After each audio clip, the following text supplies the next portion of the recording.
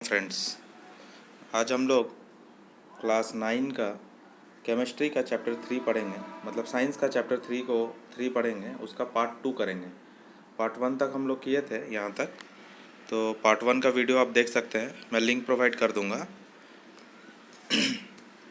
अभी पार्ट 2 में हम लोग फार्मूला यूनिट मास पढ़ेंगे और मोल कंसेप्ट पढ़ेंगे, यही दोनों रह गया था। तो फार्मूला मास यूनिट हम लोग देखेंगे क्या होता है।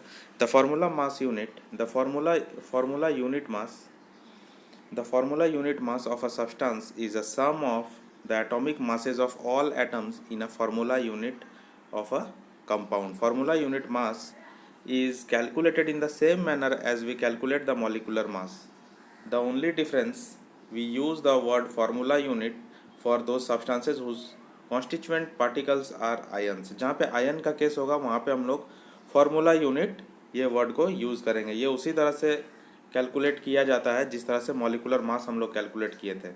तो सारे एटॉमिक एटम्स का जो मेज़र है, मास है, उसको हम लोगों को ऐड करना है। एटॉमिक मासेस को, जितना भी एटम है उसका एटॉमिक मासेस को ऐड कर देंगे तो वो फार्मूला यूनिट मास हो जाएगा।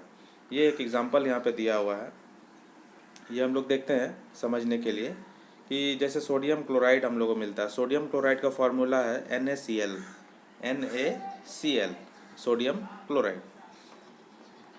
तो formula, its formula unit mass हम लोग कैसे निकालेंगे। Its formula unit mass can be calculated as, जैसे Na क्या है, Na, पहले Na मतलब सोडियम।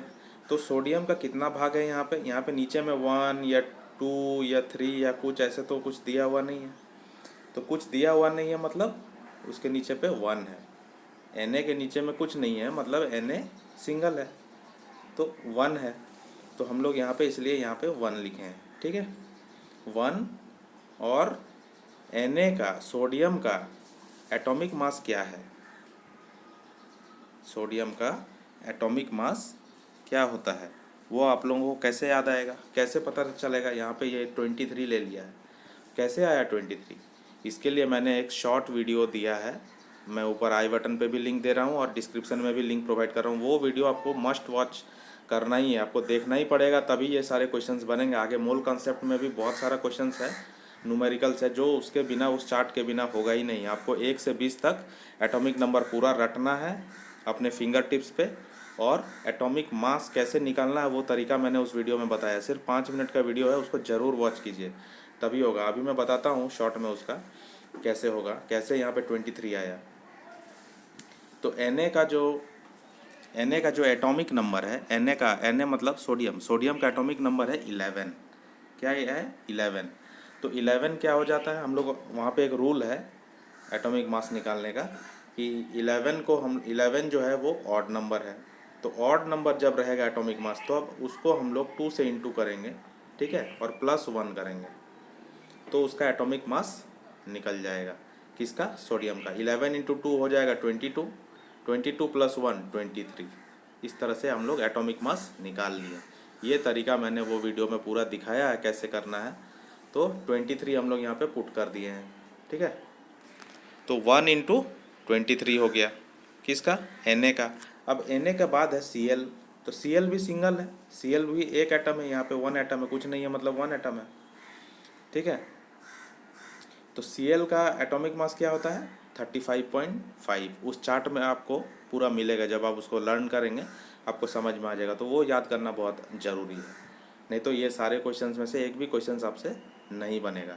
तो यहाँ पे 1 इंटू 35.5 कर दिए और दोनों को यहाँ पे ऐड करना है, दोनों को सॉल्व किए तो 58.5 एटॉमिक मास यूनिट निकल गया, U, ठीक है। तो ये फार्मूला यूनिट मास निकल गया, ठीक। उसी प्रकार आपका दूसरा क्वेश्चन में यहाँ पे दिया हुआ है, कैलकुलेट द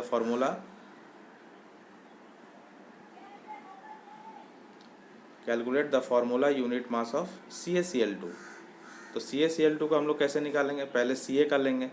Ca का क्या होता है, तो Ca का होता है हमारा एटॉमिक नंबर, कैल्शियम का एटॉमिक नंबर होता है 20, ठीक है। तो 20 हो गया इवन नंबर।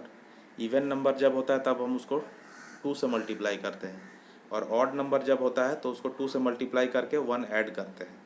तो यहाँ पे सिर्फ 2 से मल्टीप्लाई करेंगे तो आ जाएगा हमारा क्या, 40। ठीक है, तो हमारा Ca का आ जाएगा एटॉमिक मास 40 प्लस Cl2 है उसके बाद Cl2, तो मतलब 2 है मतलब 2 भाग है, तो 2 से हमको उसको इंटू करना होगा। ठीक, और Cl का क्या हो जाता है, Cl हो गया क्लोरीन। क्लोरीन का हम लोगों को पता है, यहाँ पे ऊपर में भी लिए थे 35.5, तो यहाँ पे 35.5 से इंटू करेंगे इसको। 2 इंटू 35.5 मीन्स हो जाएगा 71। तो यहाँ पे ये देखिए, यहाँ पे लिखा हुआ है 40 plus 71 is equal to 111। Formula unit mass निकल गया, समझे। देन हम लोग पढ़ेंगे मोल कंसेप्ट, जो वेरी इंपॉर्टेंट है इस पार्ट का। ये एक एग्जांपल दे रहा है यहाँ पे, कैसे रिएक्शन हाइड्रोजन और ऑक्सीजन कैसे रिएक्ट करके वाटर बनाता है। The above reaction indicates that 2 molecules of hydrogen combine with 1 molecule of oxygen to form 2 molecules of water। ठीक है, 4 atomic mass unit of hydrogen molecules combine with 32 atomic mass unit of oxygen molecules to form 36 atomic mass unit of water molecules। We can infer from above equation that the quantity of a substance can be characterized by its mass। Quantity of a substance को हम लोग characterise कर सकते हैं, पता कर सकते हैं उसके मास के द्वारा और द नंबर ऑफ मॉलिक्यूल्स के द्वारा। But a chemical reaction equation indicates directly the number of atoms और molecules taking part in the reaction. लेकिन केमिकल रिएक्शन इक्वेशन में क्या होता है, वो डायरेक्टली इंडिकेट कर देता है नंबर ऑफ एटम्स को और नंबर ऑफ मॉलिक्यूल्स को जो उस रिएक्शन में भाग लिया है। Therefore, it is more convenient to refer to quantity of a substance in terms of number of its molecules or atoms rather than their masses. So, a new unit mole was introduced. The mole, symbol mole, is the SI unit of amount of substance. Amount of substance का SI unit होता है mole. 1 mole contains exactly 1 mole contains exactly 6.022 into 10 to the power 23 elementary entities. This number is the fixed numerical value of Avogadro constant, और यही है Avogadro number। ठीक है, the amount of substance को किससे denote करते हैं हम लोग, सिंबल n से डिनोट करते हैं। Of a system is the measure of the number of specified elementary entities. ठीक है, सिंपली हम लोग ये इसको याद रखेंगे, the mole is the amount of substance of a system that contains 6.022 into 10 to the power 23 specified elementary unit. 1 mole किसी भी चीज़ का 1 मोल ऑफ एनीथिंग, उसमें क्या रहेगा 6.022 into 10 to the power 23 number में। जिस प्रकार एक डोजन में 12 नंबर होता है, एक ग्रॉस में 144 नंबर होता है, उसी प्रकार एक मोल में 6.022 into 10 to the power 23 numbers होंगे ही होंगे। ठीक है, the mass of 1 mole of a substance is equal to its relative atomic और मॉलिकुलर मास इन ग्राम्स।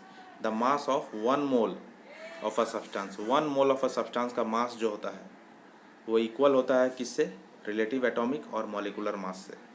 ठीक है, the atomic mass of an element gives us the mass of 1 atom of that element in the atomic mass unit।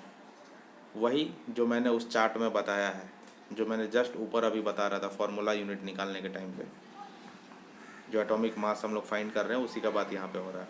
To get mass of 1 mole of atom of that element that is molar mass, we have to take same numerical value but change the unit from U to G। Molar mass of atom is also known as gram atomic mass. Molar mass को ही gram atomic mass बोलते हैं। For example, atomic mass of hydrogen is equal to 1 U। So gram atomic mass क्या होगा इसका 1 G हो जाएगा, सिर्फ U को हटा के G कर देंगे। 1 U hydrogen has only 1 atom of hydrogen. 1 gram hydrogen has only 1 mole of atoms, that is और 1 मोल का मतलब क्या होता है, 1 मोल जहाँ भी आएगा आपको ये समझना है कि उसका मतलब है 6.02 इंटू 10⁻23 एटम्स। अगर हाइड्रोजन का बात किया तो वो हाइड्रोजन का होगा, अगर वो ऑक्सीजन का बात किया तो वो ऑक्सीजन का होगा। 1 मोल का मतलब ही आपको डायरेक्टली समझ जाना है, ठीक है। जिस तरह यहाँ पे ऑक्सीजन का बात किया, 16U ऑक्सीजन का मतलब ओनली 1 एटम ऑफ ऑक्सीजन, ठीक है। और 16 ग्राम ऑक्सीजन का मतलब 1 मोल ऑफ एटम उसी का। लेकिन 1 मोल ऑफ एटम का मतलब क्या होता है, 6.022 इंटू 10⁻23 एटम्स ऑफ ऑक्सीजन। ये याद रखना है, उसका ही हम लोग यहाँ पे यूज़ करेंगे न्यूमेरिकल्स में। अच्छा, यहाँ पे ये हम लोग एक बार बता देता हूँ मैं इसको। जैसे यहाँ पे दिया हुआ 1 मोल ऑफ कार्बन एटम, तो 1 मोल मैंने क्या बताया, 1 मोल जहाँ भी आएगा आपको समझ लेना है ये 6.022 इंटू 10⁻23 एटम्स ऑफ कार्बन। अगर 1 मोल ऑफ यहाँ पे हाइड्रोजन होता, जैसे हाइड्रोजन है, तो यहाँ पे 6.022 इंटू 10⁻23 एटम्स ऑफ हाइड्रोजन है।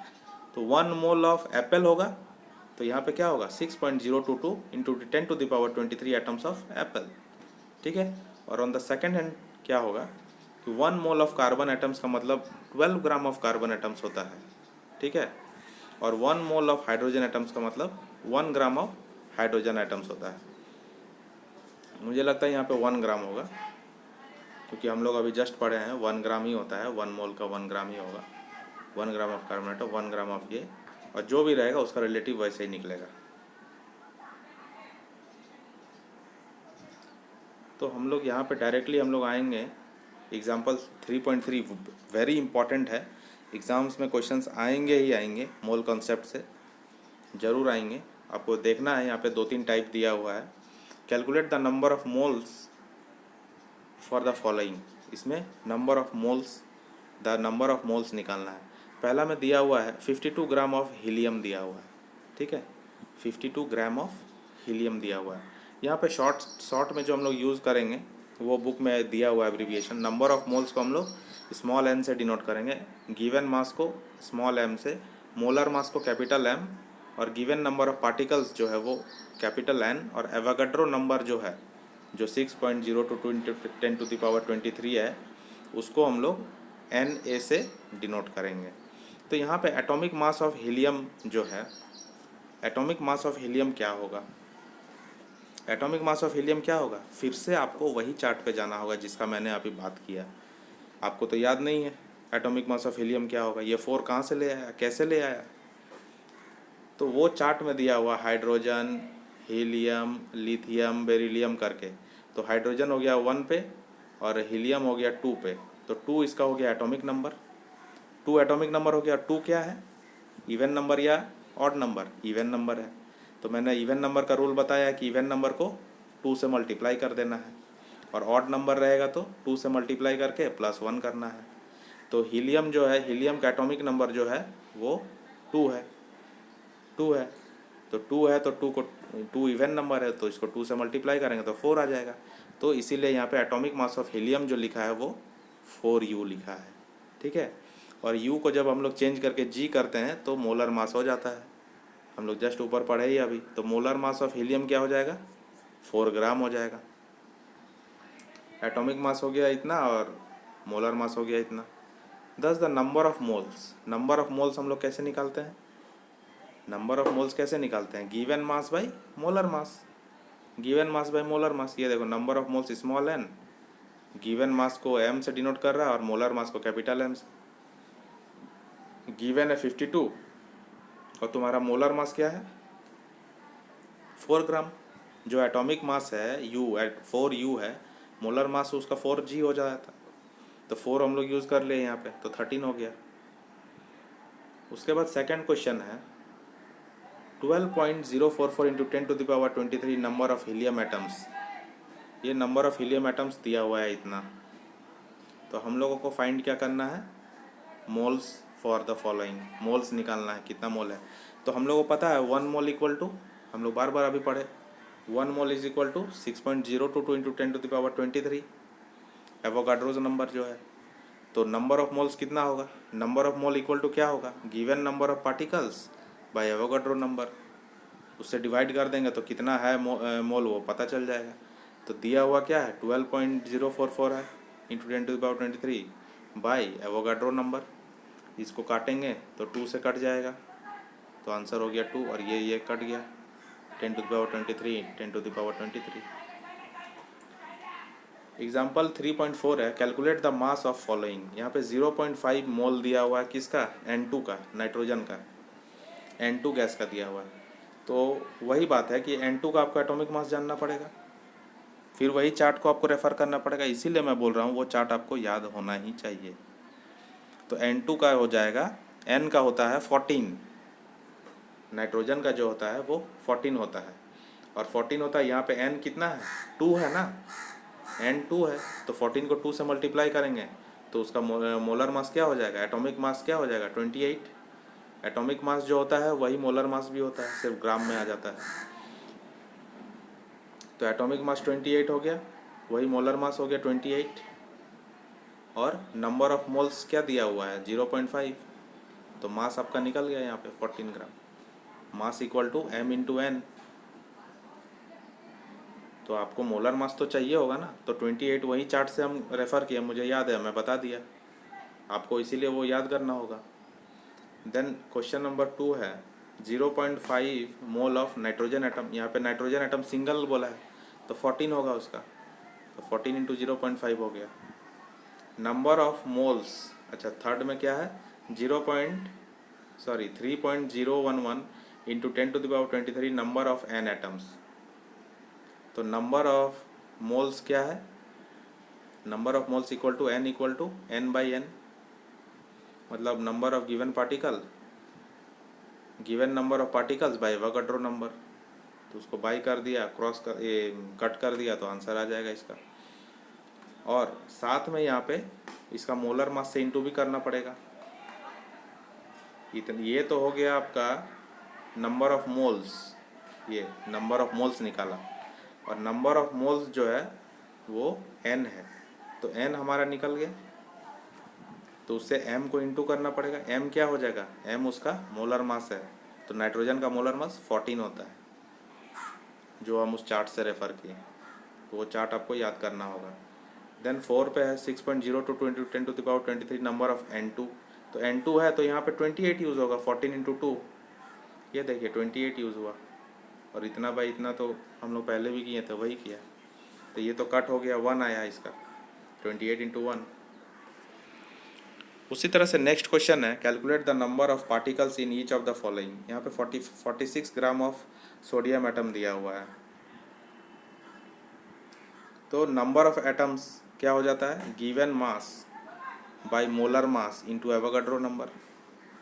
तो गिवन मास क्या है 46 बाय मोलर मास, मोलर मास क्या होगा वही एटॉमिक मास, तो सोडियम का क्या होगा 23, सोडियम का मोलर मास एटॉमिक मास क्या होगा 23। आपको याद नहीं है तो आप वो वीडियो देखिए मेरा, तो आपको समझ में आ जाएगा कैसे याद करना और कैसे निकालना है एटॉमिक मास। एटॉमिक मास ही मोलर मास है, 46/23 इंटू एवोगाड्रोज नंबर, आंसर हो गया। सेकंड क्वेश्चन है 8 gram of O2 molecules, oxygen molecules.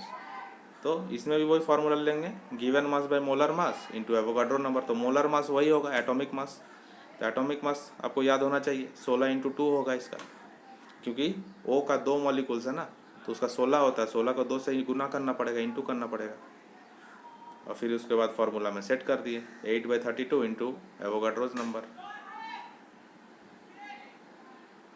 फिर 3 में 0.1 mole of carbon atom, the number of particles is equal to number of moles of particles into Avogadro number. तो number of particles equal to कितना है, number of particles equal to number of moles दिया हुआ है 0.1 into Avogadro's number, हो गया। इसके बाद व्हाट यू हैव लर्नड ये दिया हुआ है थिंग्स टू रिमेंबर, इसका मैं सेपरेट वीडियो बना देता हूँ ताकि एग्ज़ाम्स में आपको वो रिवाइज़ करने में बहुत हेल्पफुल होगा, सेपरेटली रहेगा तो। और इसका मैं अलग प्लेलिस्ट भी बना दिया हूँ, सारे चैप्टर्स का मैं थिंग्स टू रिमेंबर, ये जो व्हाट यू हैव लर्नड है समरी पार्ट, ये समरी पार्ट का मैं अलग ही वीडियो बना रहा हूँ ताकि आप सबको सेपरेटली वो बस रिवाइज़ करने के लिए यूज़ हो पाए। तो आई होप कि आपको समझ में आया होगा मूल कंसेप्ट, आप एक बार गो थ्रू कीजिए अच्छे से आपको समझ में आ जाएगा। और वो जो चार्ट है जो मैंने बताया, वो चार्ट को आप ज़रूर रिवाइज़ कीजिए, उसको याद कीजिए एटॉमिक नंबर का और एटॉमिक मास का, तो आपको कोई भी दिक्कत नहीं होगा। इसके बाद में समरी का वीडियो भी मैं इसमें जल्दी ही डाल दूँगा अभी। Thank you and have a nice day.